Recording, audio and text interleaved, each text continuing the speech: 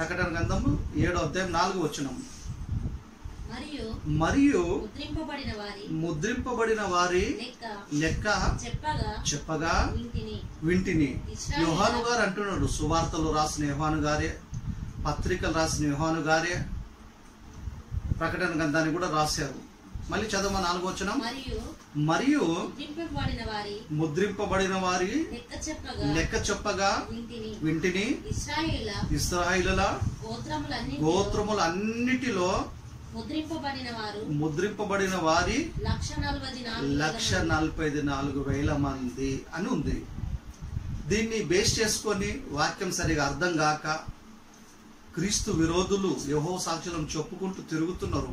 వాళ్ళు ఏమంటారంటే ఈ 1,44,000 మందే ముద్రింపబడిన వారు పరలోకానికి వీళ్ళే వెళ్తారు, వీళ్ళు మాత్రమే అందులో పాలు పొందాలా సంవత్సరంకి ఒకసారి అని ఒక నియమం పెట్టుకున్నారు. వాళ్ళు బైబిల్లో ఎక్కడ ఆధారం లేని నియమాలు నిబంధనలు వాళ్ళు పెట్టుకున్నారు. క్రైస్తవుల ఇళ్ళకు తిరుగుతారు ఆడవాళ్ళు మగవాళ్ళు. మీరు ప్రభు బలం తీసుకుంటారు, మీరు అది తప్పది, తీసుకున్న అర్హత మనకు లేదు అన్నట్టు. ప్రపంచంలో ఏ మనిషికి యేసుక్రీస్తు శరీరం రక్తంలో పాలు పొందే అర్హత లేదు, దేవుని దేవుడాన్ని పిలిచే అర్హత లేదు, పరలోకానికి ఎవరు అర్హులు కాదు.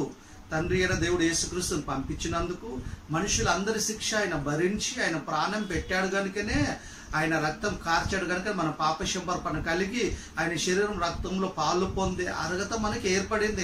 మనకు లేదు అర్హత, మనం అర్హులం కాము ఆయన శరీరం రక్తంలో పాలు పొందటానికి. కానీ యేసు రక్తంలో కడగబడి మన పాప క్షమాపణ కలిగింది కనుక దేవుడు కనికరం వల్ల, దేవుని దయ వలన అందులో పాలు పొందే అర్హత మనకు దేవుడు ఇచ్చాడు.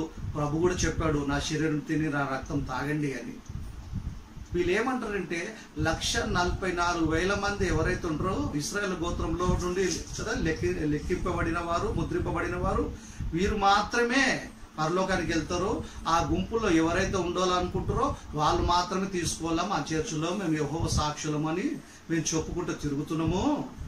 అనేక క్రైస్తవులు ఇబ్బంది పెడతారు కదా, డిస్టర్బ్ చేస్తుంటారు. వాళ్ళు వాళ్ళ బోధలన్నీ తెచ్చి మనని డిస్టర్బ్ చేస్తారు. యేసుక్రీస్తుని అంతగా ఒప్పుకోరు వాళ్ళు. తండ్రి అయిన దేవుడే మనకు ప్రాముఖ్యము. యేసు ప్రభు పుట్టినవాడు అంటే భూమి మీద పుట్టాడా? మనిషి అన్నవాడు ఎక్కడో ఒక దేట తప్పు చేస్తాడు, పాపం చేస్తాడు, పొరపాటు చేస్తాడు.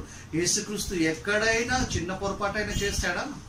ప్రపంచంలో పాపము చేయని వాడే ఎవరైనా ఉన్నారా అంటే భూమి మీద దేవుని కుమారుడు మనిషిలాగా భూమి మీదకి వచ్చిన పాపం చేయకుండా, పాపంలో చేరకుండా ప్రత్యేకంగా జీవించిన వాడైనా పరిశుద్ధుడు, పవిత్రుడు, ప్రపంచానికి ఆదర్శవంతుడు,